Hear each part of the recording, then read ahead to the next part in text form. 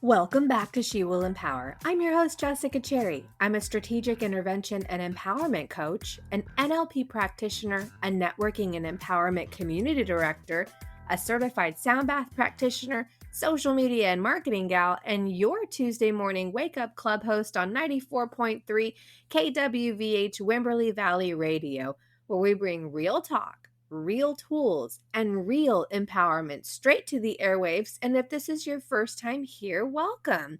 Thank you for spending part of your day with me. And if you're listening to the podcast replay, welcome to the space where we talk about mindset, growth, psychology, and the real life decisions that shape who we become.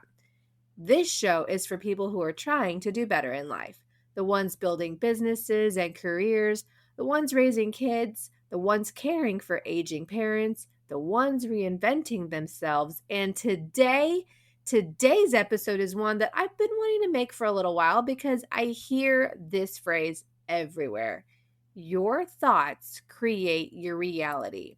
Some people hear that and immediately think, oh no, here comes the manifestation talk, right? Or others hear it and believe if they simply think positively, that somehow life will magically fall into place. And then there are the skeptics, the people who hear the phrase and think, that is ridiculous. I cannot think my bills away, right? I can't think away cancer. I can't think away losing my job.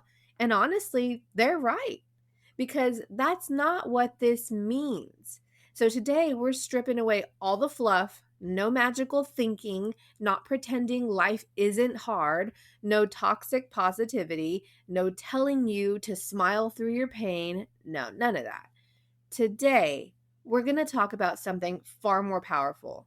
We're talking about psychology, neuroscience, behavior, identity, attention, beliefs, decision making, because your thoughts absolutely shape your reality.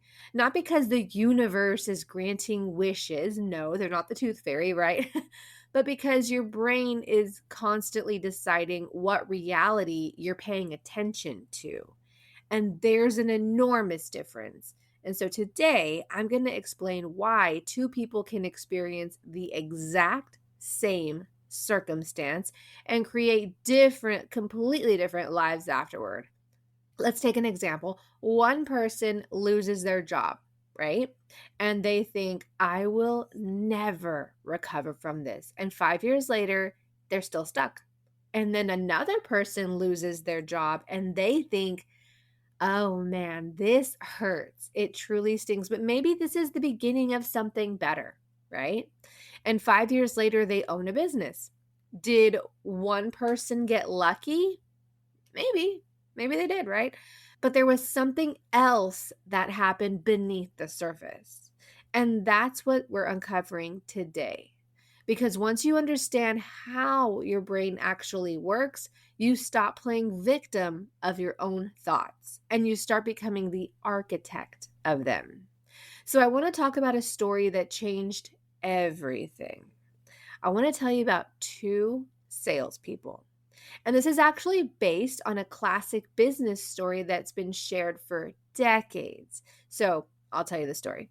A shoe company sent two sales representatives to a remote village, right? Both arrived on the exact same day. Both walked through the exact same streets. Both saw the exact same people.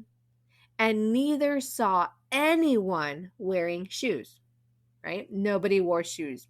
The first salesman called headquarters and he said, send me home. Nobody wears shoes out here. There's no market, right? Just send me home. I'm wasting my time here. The second salesman called headquarters too. He said, send everything you've got. Nobody owns shoes yet. Same village, same facts, same reality, different interpretation, different future. Now, here's what's fascinating. Neither man was lying. They both accurately described what they saw, but their thoughts determined what they believed was possible. And belief influences behavior, and behavior influences action, and action creates results, and results become reality, right? So notice the thought wasn't magic. The thought changed the behavior, and the behavior changed the outcome. And that, my dear friends, is science. See, your brain is a filter, not a camera. Here's something most people don't realize: your brain isn't recording life like a video camera, right? It's not, it's filtering it. Every second, your senses collect millions and millions of pieces of information. I'm talking millions.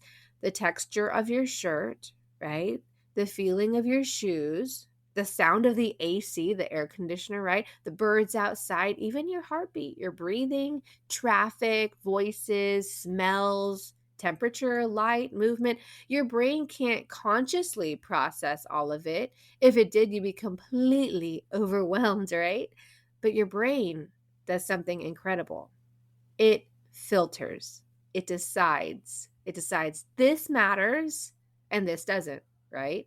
This is important and this isn't. Your reality isn't everything around you. Your reality is what your brain allows into your awareness. And that should stop you right in your tracks, because that means that you are never experiencing objective reality. You're experiencing filtered reality, right? It's like a total mind blown moment, but it's the truth. You're experiencing filtered reality. Now, I want to talk about my favorite parts of neuroscience. It's called the reticular activating system. Most people call it RAS. And this tiny network inside of your brain acts like a gatekeeper. Its job is to determine what deserves your attention. Okay? So let me give you an example. Have you ever bought a brand new car? Maybe it was white, maybe it was red, maybe it was a Jeep, maybe it was a Toyota, and suddenly, everywhere you drive, you see that exact same car, right? I did that with my van, actually. I had a van and it was like, whoa, all of a sudden I see all these vans. I didn't even care about a van before, but when I did that, I saw that van everywhere. Now, did everybody suddenly buy one overnight? No. Your brain simply decided this is important now. So it started showing it to you. The cars were always there. You just weren't noticing them before, right? And so the RAS works exactly like that.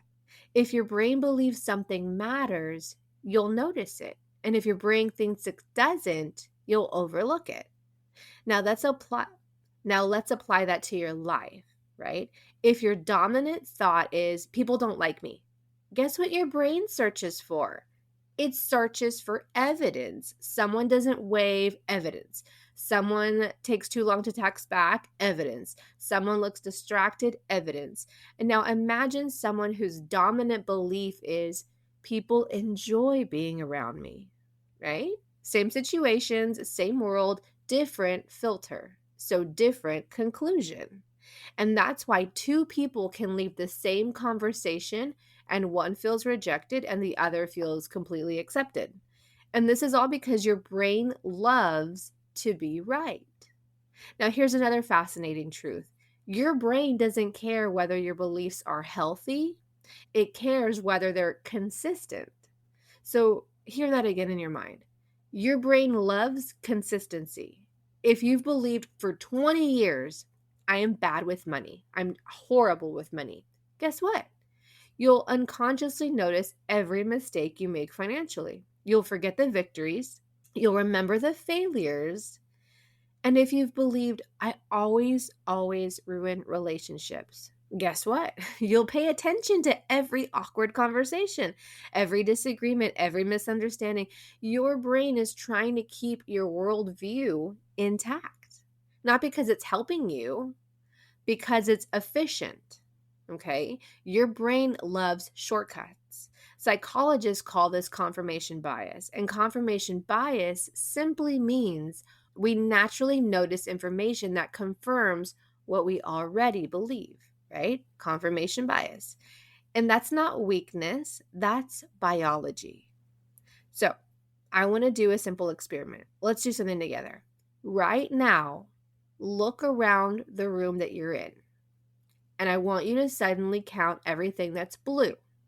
Okay, go ahead, take your time. Really notice all the blue things in your room. Maybe it's clothing or a logo, a coffee mug, or a pen. I have like 5 or 10 blue pens already right now, or a picture frame. Now, close your eyes. Okay? Without looking, tell me how many yellow things were in there. Right? Most people can't, because not because their yellow wasn't in the room with us, no, but because your brain wasn't looking for it, right?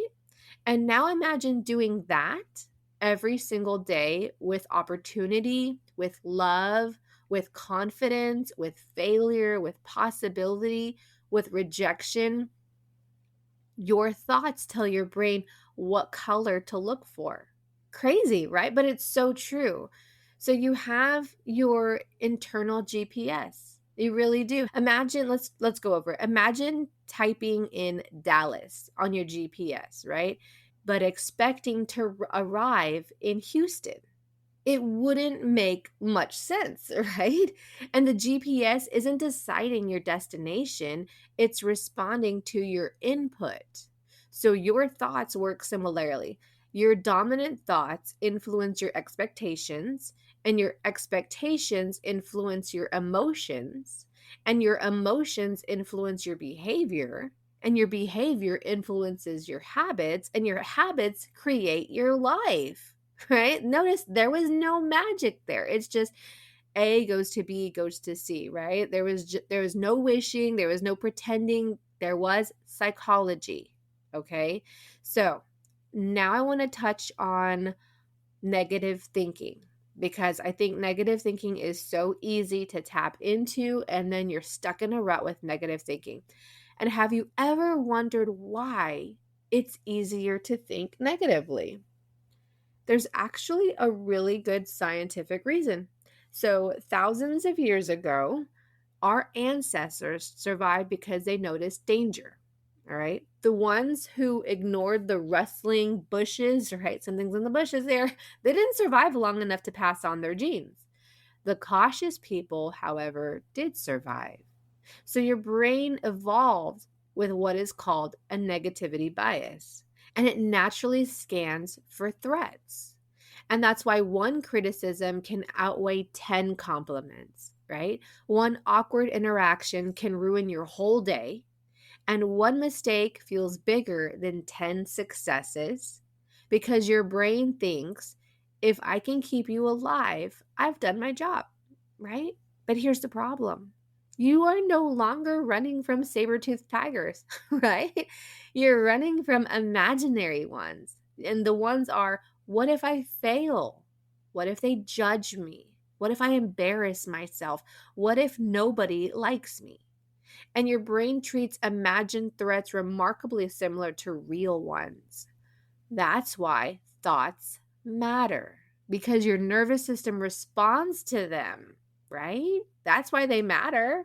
Now, let's imagine a movie theater in the mind, right? So imagine walking into a movie theater. The lights dim, the movie begins, and within minutes, well, I've been here several times, you're crying, you're laughing, you're holding your breath, your heart races.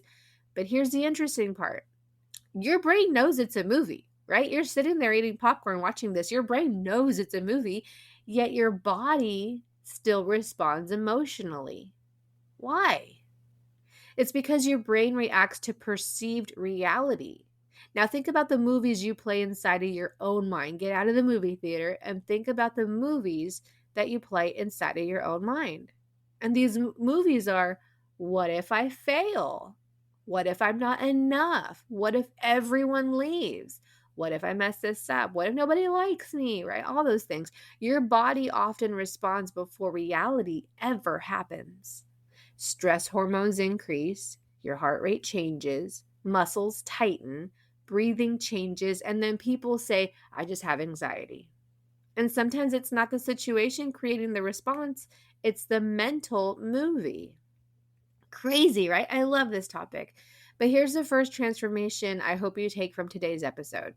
You are not responsible for every thought that enters your mind. It is impossible. I think I've said like a couple episodes before, the giraffe is blue, right? Doesn't mean it's true, right? So you're not responsible for every thought that enters your mind, but you are responsible for deciding what thoughts stay, right? Thoughts are visitors, beliefs are residents. There's a difference. You cannot stop every fearful thought. Neither can I. Nobody can. It's just not going to happen, right? But you can stop building that thought and make it a permanent house. You don't have to make that thought a home, right? So I want you to grab a notebook later today, and on top of the page, I want you to write a sentence. What thought do I repeat most often? Right? What thought do I repeat most often? Not what you wish you believe, not something that sounds inspirational. What do you actually say to yourself? And maybe it's, I'm behind. I'm too old. I'm too young. I'm too awkward. I'm exhausted. I'll never succeed. I've always overlooked. I'm not pretty enough. I'm bad with money. I'm unlucky. I'm too emotional. Whatever it is, right? Because awareness comes before the transformation. And you cannot change a thought if you refuse to acknowledge it. An acknowledgement and awareness of your thoughts is always the first step. So, not because thoughts magically change the universe, but because they change you. They change what you notice, and they change what you believe, and they change what you expect, and they change what you do. And over time, the repeated actions create a completely different life. Because here's something that's completely changed my understanding of personal growth. Your brain is not finished, right? It's not set, it's not fixed, it's not permanent. In fact, your brain is changing right now as you're listening to me, as you're listening to this episode. See, years ago, science believed that the brain stopped developing once we reached adulthood.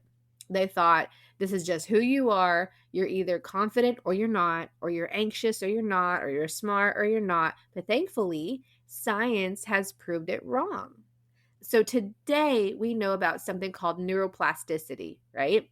Now, don't let the fancy word intimidate you. It just simply means your brain can change. Every experience, every conversation, every skill, every emotion or habit, it leaves a mark in your brain.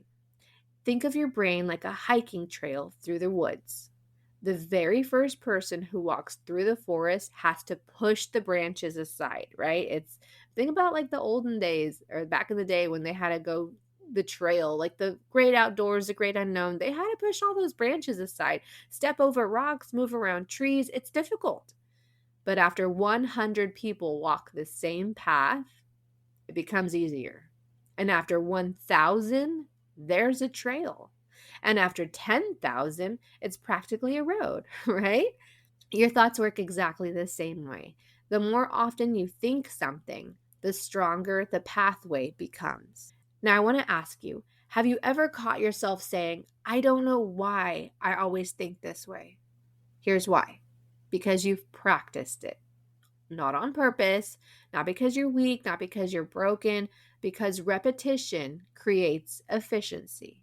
And your brain loves efficiency. So imagine learning to drive, right? Remember those first few weeks? Think back on learning to drive. Every movement required concentration. The mirror, right? That was like the first thing, right? The mirror, the signal, the brake, the seatbelt, put the seatbelt on, the gas, right? The steering, the 10 and 2, the checking the blind spots. Everything felt exhausting. I remember that. Do you remember your first car? I remember that. It was so exhausting. It was like so much to do, a little overwhelming. And today, you probably drive home without even remembering half the trip, right? Or you're concentrating on the music. That's because repetition built an automatic pathway. Now, imagine doing that with worry or with self criticism or with fear or people pleasing or self doubt. If you've repeated, I'm not enough, or I'm so worried they don't like me, or whatever, 10,000 times, your brain eventually treats it like it's driving, right? Automatic. That is the power of repetition. And that's why affirmations often get misunderstood. People think affirmations are about standing in front of the mirror, pretending life is perfect. That's not what makes them effective. The power isn't in saying words, the power is in the repetition, right? Professional athletes know this, musicians know this, pilots know this, military personnel know this. They repeat and repeat and repeat until the desired response becomes automatic. Your brain doesn't become confident overnight. I have whole episodes on confidence, right? Confidence is coming from action, it's not the other way around. But your brain doesn't become confident overnight. It becomes confident through repeated evidence. And that is an important distinction, really important. So you don't lie to yourself, you train yourself. All right. Tony Robbins is an amazing man that I follow, and he calls this the state, right? One of the concepts that he teaches that I absolutely love is the idea of state. Your state is your emotional and physical condition in any given moment, right? So think about the difference between these two people. Person number one walks into a meeting, all right? That's person number one. Shoulders back, standing tall, smiling, breathing deeply, speaking clearly. And person number two walks in, right? Head down, shallow breathing, shoulders rounded, avoiding eye contact, standing in the corner, quiet voice. Now, here's the question: which one feels more confident? And most people say, well, the first person, obviously. But here's what's interesting: they may not have walked into the room confident. Sometimes they've changed their physiology first, right? Then confidence followed because action builds confidence. Your body consistently sends information back to your brain. And that's why changing your posture can literally influence your emotional state. Your body and your mind are always having a conversation. You just don't know about it. So your body believes what you practice, right? Let's try something together. Right now, roll your shoulders back. Sit up taller or stand up taller, right? Fix your posture. Lift your chin up just slightly. Take a slow breath through your nose and hold it. And now exhale slowly. Notice something. Even if it's subtle, you probably feel a little bit different. And not because your problems disappeared, not because your nervous system received new information. This is one reason elite athletes have routines before competition. They aren't waiting to feel ready, they're creating the conditions that help readiness happen, right? It's amazing. I love this subject. Now we're going to talk about something I believe changes lives, which is identity. Most people focus on goals. I want to lose 20 pounds. I want to make six figures. I want a healthier relationship. I want to start a business. Goals matter, but identity matters more. Here's why.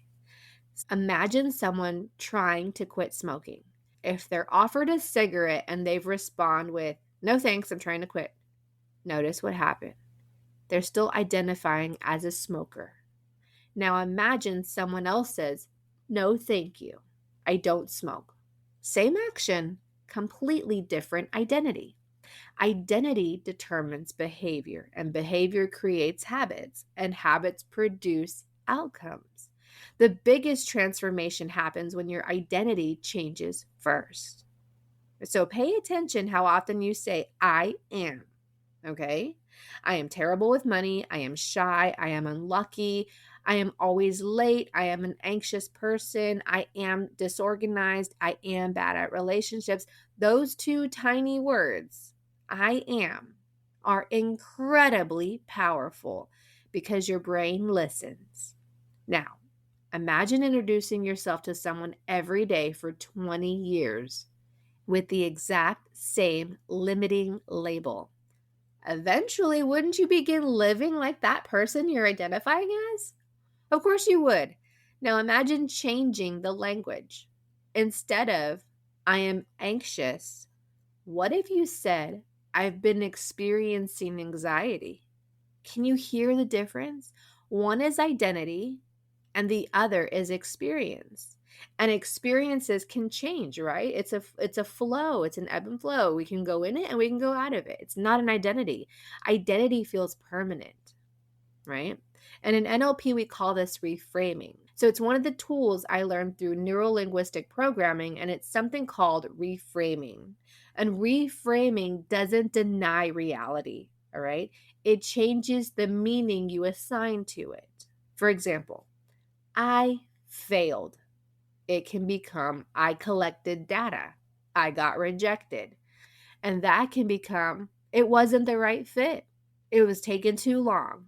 And that can become I'm building something worthwhile. The presentation didn't go well, it can become I know now exactly what I need to improve, right? Same event, different meaning, different emotional response, different future behavior, right? Here's another Here's another fascinating fact. Your brain spends much of its time predicting what will happen next, and that's how it keeps you safe. So if you've always believed I'm terrible at public speaking, guess what happens before you ever step on a stage? Your brain predicts the future, right? Your heart races, your palms sweat, your breathing changes, you become nervous, and afterward you say, "See, I knew I wasn't good. I shouldn't have been up there." But often it wasn't ability, it was expectation. Your prediction shaped your performance, right? I'm going to give you a story about two job interviews. Imagine two women walking into identical interviews, same qualifications, same resume, same experience. The first woman spends the drive thinking, oh my God, I hope they don't notice I'm nervous. I hope I don't mess this up. I'm probably unqualified. I'm wasting my time, right? She's all those things, right? The second woman thinks, I'm here to discover if we're a good fit. I'm prepared. I've prepared for this. I'm excited to meet these people. They already see something valuable in me. Which woman do you think walks differently, smiles differently, answers differently, maybe has better eye contact, right? The interview didn't create the confidence, the thoughts did. And the thoughts influenced the behavior, right? Here's one of the healthiest habits you can develop. Question your thoughts. Not every thought deserves your trust. I'm going to go back to the blue giraffe, right? I can think giraffes are blue. It doesn't deserve my trust. If your mind says, everyone is judging me, ask, is that objectively true, right? Or if your mind says, I'll never, ever figure this out, ask, what evidence do I have to support that, right? Or if your mind says, I always fail or nobody likes me, ask always, right? Are you sure about that? I don't think so. Your thoughts are not facts. They are mental suggestions. Some helpful, yes, some completely inaccurate, all right? And learning to challenge them is emotional maturity. So, wrapping this up, I wanted to talk about the power of small wins, okay? People often ask, how do I become more confident? And here's my answer: collect evidence. Confidence isn't built through wishing. You cannot wish confidence into your life. It's built through keeping promises to yourself, okay? You'll say you'll take a walk, do it. That's evidence. You'll say you'll wake up earlier, and you do. That's evidence. You'll say you'll finish the project, and you do. Guess what? That's evidence. So each small promise kept tells your brain, I'm someone who follows through. Okay? That's how identity changes. Not through one giant breakthrough, but through hundreds of tiny victories. All right? So I want you to think about one sentence you've been repeating about yourself, right? Just one. And I want you to ask yourself 3 questions. Is it true? Is it always true? And who would I become if I stopped believing it? Right? And I want you to sit with those questions, marinate with them. Don't push them, don't rush them. Just sit with them. Because sometimes the greatest prison isn't the circumstance you're living in, it's the sentence you've been repeating inside your own mind for years. All right. I hope this episode was so helpful for you. I absolutely love psychology, neuroscience, NLP. That is just what I do, and I absolutely love it. And I hope this episode hit you right where it needed to. And you can catch brand new episodes every Sunday at 11 a.m. Central Standard Time on KWVH 94.3 Wimberley Valley Radio. Of course, my name is Jessica Cherry, and you can listen anytime, anywhere on your favorite podcast platform. Just search She Will Empower, and I will be right there waiting for you. And if you're an early riser or trying to become one, come hang out with me every Tuesday morning from 7 to 9 a.m. on the Wake Up Club on Wimberley Valley Radio. It's cozy, it's fun, it's full of great music and real conversations. And honestly, it's one of the best ways to start your morning feeling grounded, connected, and a little more alive. Now, if you're in Central Texas and your nervous system feels fried, overwhelmed, or like you've been running on fumes for way too long, I would love to see you in person at Lone Star Sound Baths. Just search Lone Star Sound Baths on social media and you'll find me. I guide immersive sound bath experiences designed to help you soften, settle, and truly reset your mind, body, and spirit. And it's one of the most healing offerings I provide, and serving our community in this way is something I deeply love. And you can also connect with me through Ladies Lifestyle Network Hayes County, where I host monthly empowerment and networking events all across the Hill Country. These gatherings feature powerful speakers, local nonprofits, incredible women-owned businesses, and some truly beautiful venues. Women come to these events to grow, to be seen, and to rise together. And I've watched lifelong friendships and game-changing business connections form right before my eyes. And if you want a more personal look behind the scenes of motherhood, entrepreneurship, healing, and real life as it unfolds, you can find me over on social media at Life of a Cherry Wife. And if you ever need help with social media and marketing, you can find me on Howdy Social TX. Truly, thank you for being with me today. Thank you for showing up, for doing the work, and for choosing growth even when it stretches you. And before you go, I want you to do one small thing for your future self, even something tiny, because tiny choices compound. And sometimes it's that one small decision that's the moment that changes everything for you, right? Tiny moves create big impact, and big impact could be the confidence boost that you need today. So stay powerful, stay grounded, stay connected, and have the most amazing, beautiful day and week. I will see you next time. Bye.